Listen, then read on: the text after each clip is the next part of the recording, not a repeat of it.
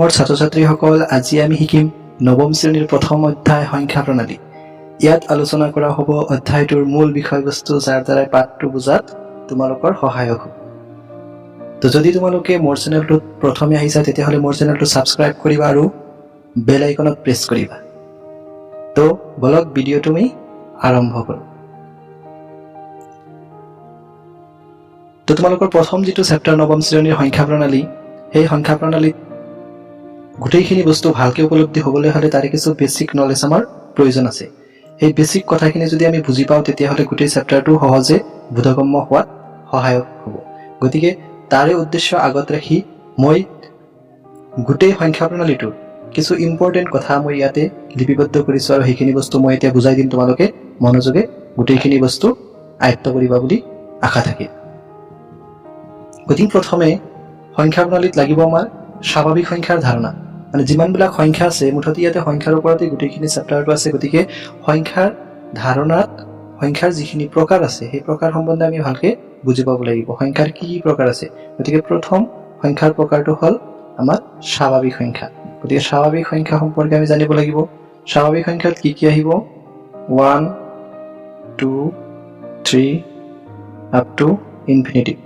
ইয়াতে সূত্ৰটোত কোৱা হৈছে 1ৰ পৰা আৰম্ভ কৰি অসীমলৈ। 1ৰ পৰা আৰম্ভ কৰি যদি অসীমলৈ আমি সংখ্যাবিলাক লিখোঁ, তেতিয়াহ'লে গোটেই সংখ্যাবিলাকক একেলগে কৈ কোৱা হ'ব স্বাভাৱিক সংখ্যা বুলি। তাৰপিছত লাগিব আমাৰ পূৰ্ণ সংখ্যা। পূৰ্ণ সংখ্যাত কি আছে? 0ৰ পৰা আৰম্ভ কৰি অসীমলৈ যিমানবিলাক সংখ্যা আছে, গোটেইখিনি সংখ্যাক একেলগে কি কোৱা হ'ব? পূৰ্ণ সংখ্যা বুলি। তোমাৰ সংখ্যাটো ষ্টাৰ্ট ক'ৰ পৰা হ'ব? পূৰ্ণ সংখ্যা 0ৰ পৰা অসীমলৈ, মানে 0, 1, 2, 3 আপ টু ইনফিনিটি। তো 0ৰ পৰা আৰম্ভ কৰি অসীমলৈ যিমানবিলাক সংখ্যা আছে, পূৰ্ণ সংখ্যা বুলি কোৱা যাব। তো তাৰপিছত আমাৰ লাগিব অখণ্ড সংখ্যা। অখণ্ড সংখ্যাত কি আছে? 0ৰ সৈতে সকলো ধনাত্মক আৰু ঋণাত্মক সংখ্যাক একেলগে অখণ্ড সংখ্যা বোলে। তো 0ৰ পৰা আৰম্ভ কৰিব লাগিব, আৰু যিমানবিলাক ধনাত্মক সংখ্যা আছে গোটেইখিনি লিখিব লাগিব, আৰু যিমানবিলাক ঋণাত্মক সংখ্যা আছে গোটেইখিনি এই অখণ্ড সংখ্যাত আহিব। তো অখণ্ড সংখ্যাত আমাৰ কি কি লাগিব? 0 এইটো থাকিব বুলি কৈছে। 0ৰ পৰা যিমান ধনাত্মক আছে, 0, 1, 2 এনেকুৱাকৈ আপ টু ইনফিনিটিভ, আৰু যিমান ঋণাত্মক আছে, -1, -2 এনেকুৱাকৈ আপ টু ইনফিনিটিভ। তো 0, 1, 2 আপ টু ইনফিনিটিভ যিমানবিলাক ধনাত্মক সংখ্যা আছে, আৰু সেই ধনাত্মক সংখ্যাবিলাকৰ যদি আমি যোগাত্মক বিপৰীত সংখ্যা লওঁ, তেতিয়া -1, -2 এনেকুৱাকৈ সংখ্যাবিলাক আহিব, আৰু মাজত শূন্যটো থাকিব। এই গোটেইখিনি সংখ্যাক একেলগে অখণ্ড সংখ্যা বুলি কোৱা যাব। তাৰপিছত লাগিব আমাৰ পৰিমেয় সংখ্যা। p/q/r সংখ্যাক কোৱা হয় পৰিমেয় সংখ্যা বুলি। তো p/q/r কোনবিলাক সংখ্যা থাকিব? যদি আমি ভগ্নাংশ লিখোঁ যে 2/5, এই সংখ্যাটো কি হ'ব? আমাৰ পৰিমেয় হ'ব। 1, 0 এই গোটেইখিনি সংখ্যা কি হ'ব? আমাৰ পৰিমেয় সংখ্যা হ'ব। কিয় পৰিমেয় সংখ্যা হ'ব? ইয়াতে দিয়া আছে p/q/r থাকিব লাগিব, য'ত q ≠ 0 হ'ব লাগিব। এতিয়া q ≠ 0 হোৱা মানে মই উদাহৰণৰ দ্বাৰা বস্তুটো বুজাই দি আছোঁ। যদি আমি ইয়াতে 2/5 এটা পৰিমেয় সংখ্যা বুলি ধৰি লৈছিলোঁ, ইয়াতে যিটো হৰ আছে সেইটো হ'ব q, আৰু যিটো লব আছে সেইটো হ'ব p। গতিকে ইয়াতে p আছে 2 আৰু q আছে 5।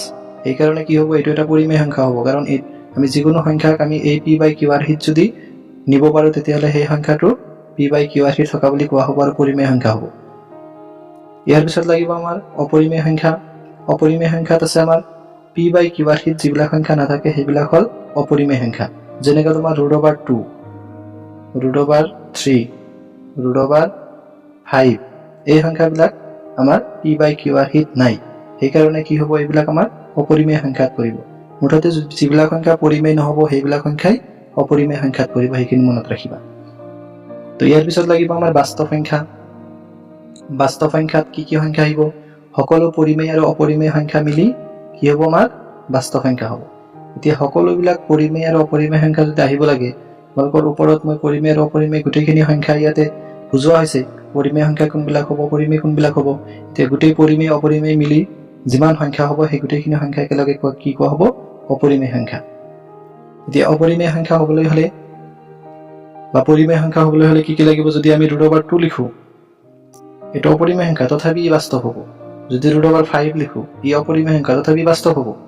যদি আমি 9 লিখোঁ, ই এটা পৰিমেয় সংখ্যা তথাপি বাস্তৱ হ'ব মানে বাস্তৱ সংখ্যাত কি হ'ব আমাৰ গোটেই সংখ্যা আহিব যিমানবিলাক আমাৰ সংখ্যা আছে পৰিমেয় কোৱা অপৰিমেয় কোৱা স্বাভাৱিক কোৱা অখণ্ড কোৱা পূৰ্ণ সংখ্যা কোৱা গতিকে গোটেইখিনি সংখ্যা কি হ'ব বাস্তৱ সংখ্যা হ'ব মানে বাস্তৱ সংখ্যাত আটাইবিলাক সংখ্যা একেলগে আহিব এতিয়া যদি মই এটা বাস্তৱ ৰেখাৰ দ্বাৰা এইখিনি কথা বুজাব বিচাৰো তোমালোকে চাবা বুজি ল'বা বাস্তৱ ৰেখা সংখ্যা ৰেখাটো পাইছা তোমালোকে গতিকে 0 1 2 এইফালে হ'ব -1 -2 এনেকুৱাকৈ আহিব এতিয়া 0 ৰ পৰা যিমানবিলাক ধনাত্মক সংখ্যা আছে আপ টু ইনফিনিটি আৰু 0 ৰ পৰা যিমানবিলাক ঋণাত্মক সংখ্যা আছে আপ টু ইনফিনিটি এই গোটেইখিনি সংখ্যাক একেলগে কি ক'ব বাস্তৱ সংখ্যা বুলি কোৱা হ'ব গোটেইখিনি সংখ্যাক বাস্তৱ সংখ্যা বুলি কোৱা হ'ব এই কাৰণেই 0 ৰ পৰা ইনফিনিটিলৈকে যিমানবিলাক সংখ্যা আছে তাতে পৰিমেয় থাকিব অপৰিমেয় থাকিব আৰু 0 ৰ পৰা যিমানবিলাক নিগেটিভ সংখ্যা আছে গোটেইখিনিতো পৰিমেয় অপৰিমেয় সংখ্যাও থাকিব গতিকে সেই গোটেইখিনি সংখ্যাক একেলগে বাস্তৱ সংখ্যা বুলি কোৱা হ'ব গতিকে তোমালোকে নিশ্চয় গোটেইখিনি সংখ্যাৰ প্ৰকাৰ ভালকৈ উপলব্ধি কৰিব পাৰিছা বুজিব পাৰিছা এতিয়া যদি কোনোবাৰ কিবা নুবুজা থাকে তেতিয়াহ'লে মোৰ কমেন্ট বক্সত জনাবা কোনখিনি বস্তু বুজা নাই মই ডিটেইলছ আৰু এটা ভিডিঅ' বনাবলৈ চেষ্টা কৰিম আৰু যদি মোৰ ভিডিঅ'টো ভাল লাগিছে তেতিয়াহ'লে মোৰ ভিডিঅ'টোত লাইক কৰিবা কমেন্ট কৰিবা আৰু বন্ধুবৰ্গক Please subscribe my channel for latest updates.